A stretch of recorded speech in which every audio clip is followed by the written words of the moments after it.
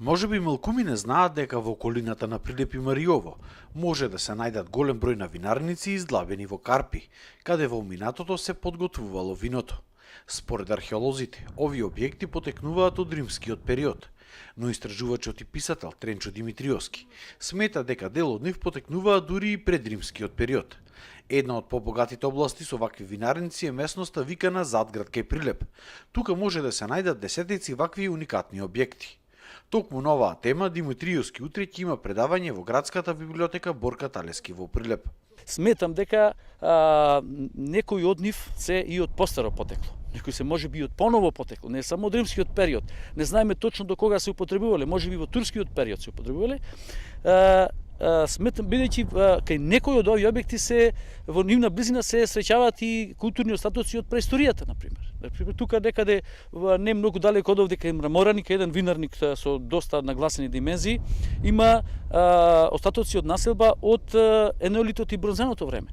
Значи, затоа сметам дека на овие објекти не му е посветено доволно внимание и треба посоодветно да им се пристапи научно истражувачки, бидејќи заслужуваат навистина едно такво внимание, не само од аспект на тоа зашто биле наменети, туку и од аспект на еден културен аспект. Значи, тоа се интересни културни остатоци од минатото на нашите простори. Ова е една од поинтересните винарници кои што се зачувани од тој период во Прилепско.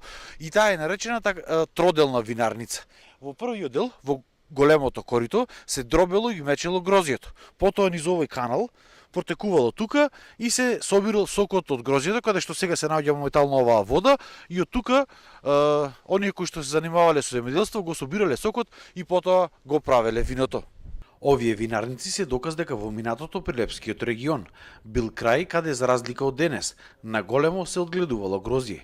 Една од тие области била и таа која се нарекува Каракамен, исто во близина на местноста Задград, каде имало населба, некропола и голем број на винарници издлабени во камен. Тука во близина се наоѓа еден локалитет Каракамен, многу мене ми е интересен, бидејќи тука има статуси од населба, има и некропола во камен и има винарници исто во целата таа во тој мал простор има и винарници дури во камен. И сметам, бидејќи се наоѓа населбата вака во ова заокружување каде што има најмногу винарници, каде што имало и многу лозја, дека таа е една населба која што специјално се занимавала со лозјарство и производство на вино и производи од грозје, меѓутоа и можеби поврзано специјално со градот Прилеп. Уште во тие постари периоди, да речеме, римскиот период, можеби пред тоа, па подоцна во турскиот период. Во турскиот период интересно е, во турските дефтери, пописните дефтери, документите во кои што е запишано плаќањето на даноци на портата на Стамбул, значи, ќе сретнете фрапантен еден податок дека од целиот тој данок кој што го плаќале прилепчан или Прилеп, кој што го плаќал на турската империја, речиси некогаш половина бил од лози. Тоа укажува на вистина на едно главна гранка со која што се занимавале овдека во Прилеп, со лозјарството. За сега нема податоци дека вако вид на антички винарници, издлабени во карпи, има и во другите региони кои сега се познати по лозарството во Македонија.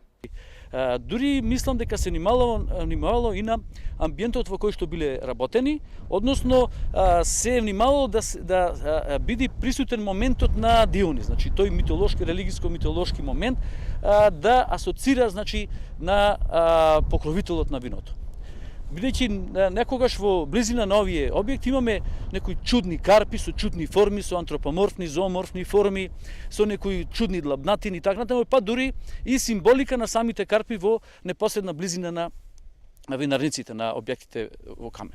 Овие податоци укажуваат на тоа дека науката треба да посвети многу поголемо внимание за истражување на овие винарници, кои што пак можат да дадат нови информации за текот и начинот на животот во Прилеп и Прилепско во минатото.